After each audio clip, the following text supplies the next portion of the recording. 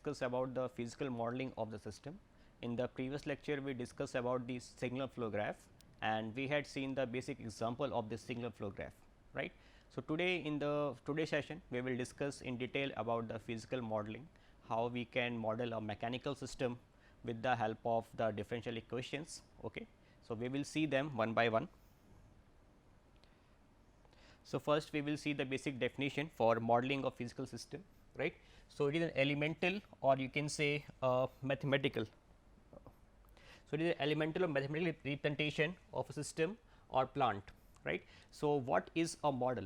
So, model generally gives you the basic representation of any system, or you can say it will gives you the physical representation of any system, right. So, here this model will gives you the mathematical representation of the system, right.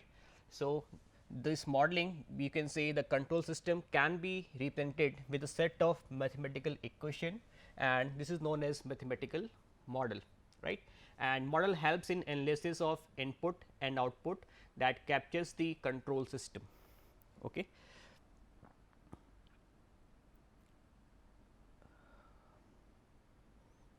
So, if we see about the mathematical modeling, so mostly there are few type of mathematical model that we use in control system. Okay. So, one is here differential equation method. So, with the help of differential equation we can represent any system, okay, and with the help of differential equation we can calculate the dynamics of the system. It means how my system is responding or changing with respect to time or any other quantity we can observe with the help of differential equation. Okay. So, dynamics in terms of differential equation and representation in time domain would cover in differential equation model. Then transfer function model. So, whenever we would like to analyze our system in frequency domain or in S domain, then we have to go for the analysis of transfer function model, right. So, in this transfer function model we are analyzing the output quantity and input quantity with respect to S domain or you can say frequency domain. Okay. Then third model is here state space model. So, it represents the what a set of variable that describe the system behavior in combination with system input, and dynamics are shown by the first order differential equation using state variable. Okay. So, this is a very good model to study the any control system. Okay. So, in the state space we can understand the basic dynamics hidden behind the system, right, and there are a lot of limitation if we go for the differential equation, if we go for the transfer function. So, we are not able to know the details of dynamic present in the system, but with the help of state space modeling we can easily look for the dynamics present inside the system. So, in unit 2 we will discuss in detail about the state space model. Basically, in this state space model we assume or we describe certain variable which will explain the functionality and the dynamics present inside the system. Okay. So, for modeling of electrical system we will see the basic element present in electrical system, and then we will go to the mechanical system. Okay. So, in the electrical system the basic element is here resistor. Okay. Symbol is given by this, everybody know about it, and if you would like to know the expression with respect to time domain, it would be V r equal to I r multiplied by resistance across this resistor. Okay. And what is the resistor? This is the element which will oppose the flow of current, and this property is resistance. Okay. And the Laplace transform of this time domain equation would be given as V r of S equal to I r of S r, right. So, this is the one element resistor in electrical model. Then next is your capacitor model. The time domain expression of a capacitor is given by this expression V c of t equal to 1 over c integration of I c dt. Okay. And capacitor function is to store the charge, right, and the Laplace transform of this equation would be given by this V c of s equal to 1 over s c I c of s. So, this is the second element that we will use to model in electrical system. Now, we will see the third element is the inductor. The time domain expression of this inductor is given by V equal to L d I by dt. We know it very well, where V and I both are here a function of time. Okay. So, if we take the Laplace transform of this equation, so we will obtain here V equal to S time of L I L function of S, right. So, in this way we had seen the 3 element for electrical system. We had seen it equation in time domain, and then we had observed their equation in S domain also, right. So, whenever we are modeling the system, then we have to observe the S domain equation, and with the help of that we will model the system, right. So, we are taking here example of an electrical system. So, we can apply here nodal analysis and mesh analysis. Okay. So, whenever we are going for KCL equation, in that case we have to go for nodal analysis. Whenever we are going for KVL equation, in that case we have to go for mesh analysis.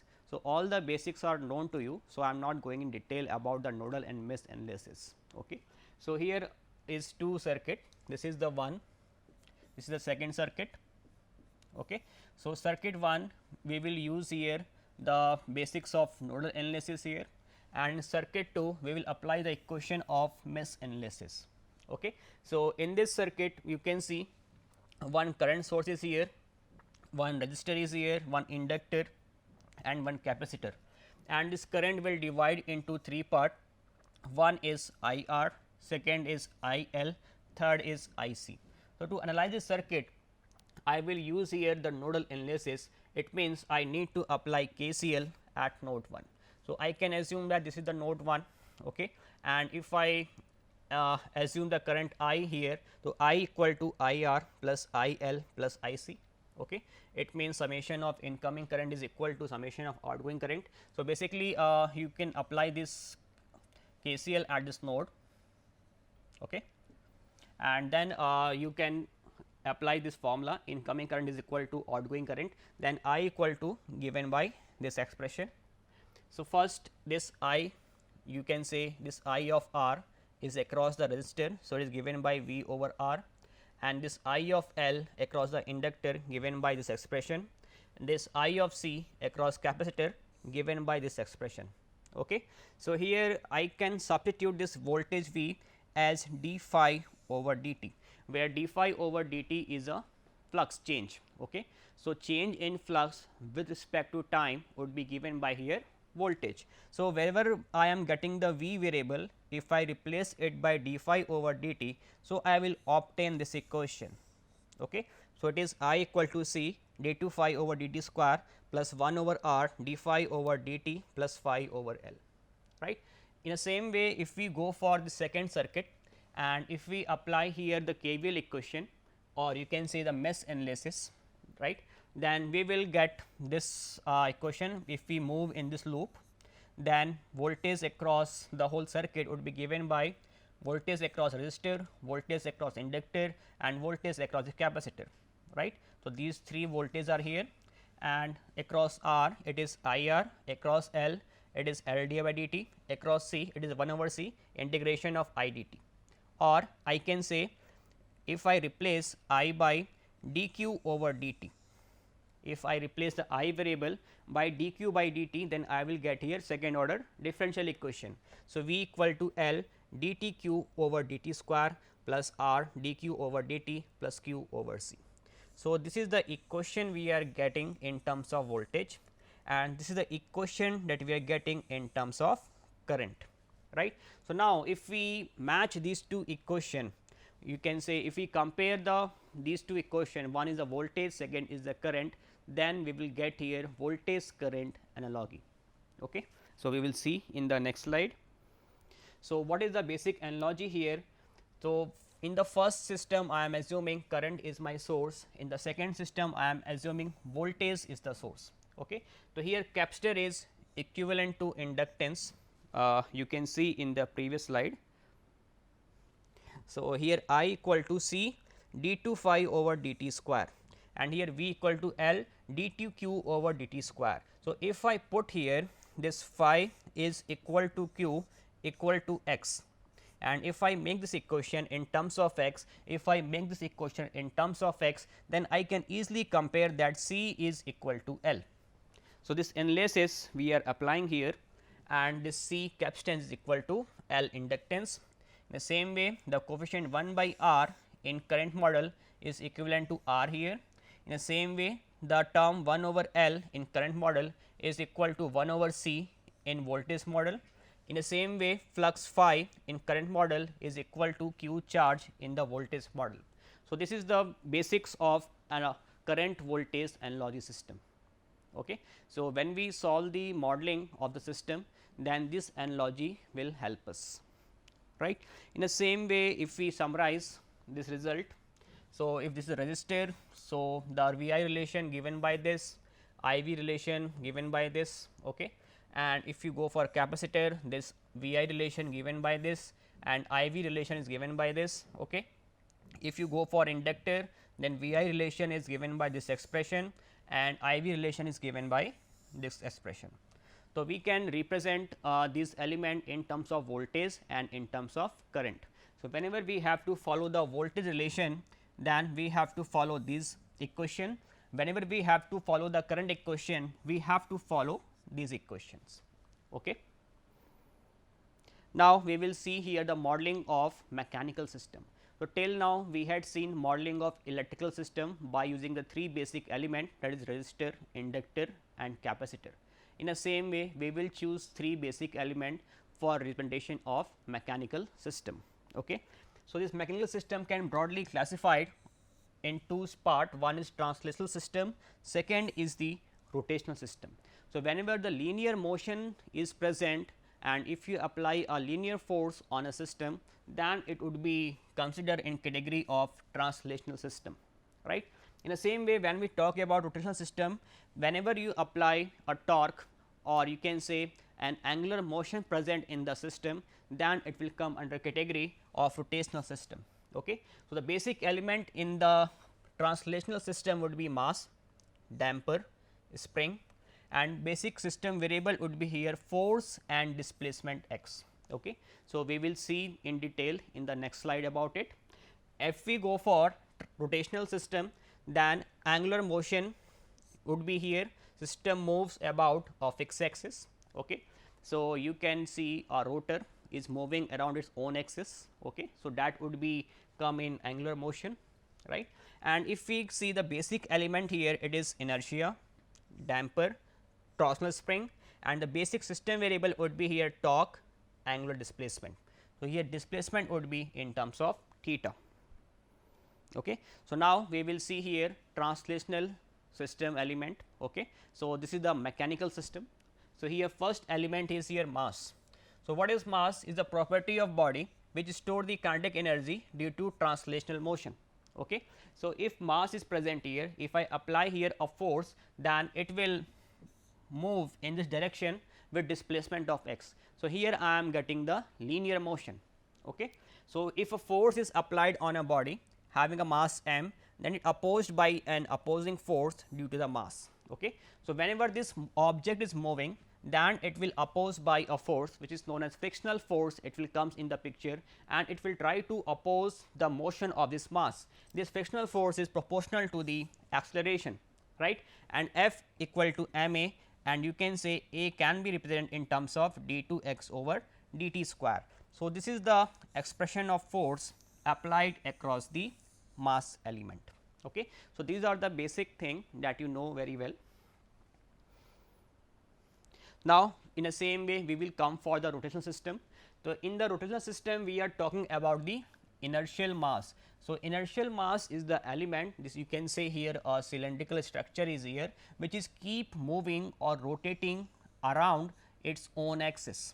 Okay. This is the axis, fixed axis, and this whole mass is moving or rotating around on axis. Okay. So, here we are applying a force which would be here torque, a rotational force, and this will gives you a displacement which is angular displacement, that is theta. Okay. So, for definition you can see inertial mass is the property of body which store the kinetic energy due to rotational motion. So, if a torque is applied on a body having moment of inertia j, then it opposed by an opposing torque due to the moment of inertia. Okay. So, this opposing force again is proportional to the acceleration, and this opposing force, if you remove this proportionality constant, it is equal to j times of alpha, and it is equal to j d 2 theta over dt square. Okay. Or I can say this torque is given by this expression, right. So, this is the inertial mass of rotational system, right. In the same way, we will go for the second element in translational system, that is spring. Okay. So, spring stores the potential energy due to translational motion. It means, if I apply a linear force on the spring, it will compress, and then because of restoring force, it will try to expand again, right. It means, this force will move this spring in outward direction, and this force is proportional to the displacement x, because whenever spring is contracting, it will expand. It means, it will cover certain distance, certain displacement, that displacement is here x. Okay. So, here I can say, if I remove this constant, this force is equal to k times of x, and this is the force across the spring element in linear motion. Okay. So, you can say this opposing force is proportional to the displacement x of the spring, right. In the same way, we would like to see torsional spring in rotational system. Okay. So, here the property of this element is what? This rotational spring will stores the potential energy due to rotational motion, right. So, in this spring, we are applying the force, which is torque or rotational force, and this torque will gives you the you can say compression of the spring, and whenever it will expand, so it will gives you the angular motion, that is theta. Okay. So, this torque is proportional to theta, that is angular displacement, just like you had seen in linear motion, and if I remove this proportionality constant, then I will get this expression, and torque is given by k times of theta. Okay. So, this is the second element in rotational system. Now, we will see translational system here. So, sorry, in the translational system, the third element is here damper. Okay. So, damper is just like a piston type of element. Okay. So, if you are applying here a force on the damper, this piston will go down. If certain gas is present, then it will try to expand, and it will apply a opposition force to this system. Okay.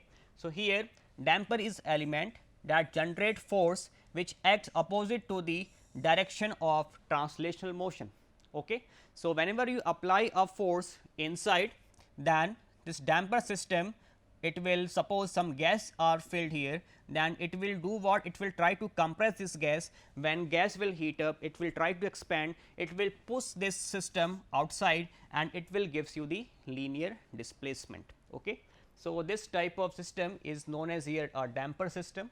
It is also known as the frictional system also. Okay. It is also known as the frictional system, right, because it is opposing here the linear motion. Okay. So, damper resists the motion, and opposing force is proportional to the velocity of the body. So, that is why this force is proportional to the velocity, and if I remove this term, f b equal to b times of v and b dx over dt. Okay. So, this is the expression for force across damper. Okay. And in some textbook, it is also known as dashpot. So, multiple definitions are present, you can refer wherever you are comfortable. Okay. Then the next element in the rotational system is again damper. Okay. So, here this damper is present in the rotational system, where we are applying a torque instead of linear force, and then it will oppose this torque in a angular motion, and the displacement would be given in terms of theta. Okay. And this torque, opposing torque, is again proportional to the angular velocity. Okay. So, this torque is given by b times of omega, which is given by b times of d theta over dt, and this is the torque across the damper element in rotational system. So, you can notice one thing, that I am using the same notation b for rotational system and same notation for b in linear system or translation system. Okay. So, in some textbook they are using the different notation. So, for easiness in calculation or easiness in remember this element, I am using the same coefficient b to represent damper in rotational and linear system. Okay.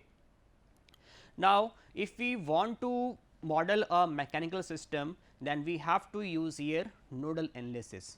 So, what are the basic steps of nodal analysis we will see here. So, one is number of node is equal to number of displacement. So, whatever displacement present in the system, we have to convert them into number of nodes. Okay. Then take additional node as in reference node. So, reference node basically will be as a main node, and with the help of this reference we will try to make the connection. Okay. Then connect the mass or inertial mass element between the principal node and reference node. Okay. So, first you have to decide a principal node on the top and reference node on the bottom, and in between you have to connect the mass element, whether it is a linear system mass or you can say whether it is rotational system mass J. It should be connect in between principal and reference node. This is the one principal rule that you have to remember. Okay. There should not be any element in between principal and reference except these two. Okay. This is the rule given by here.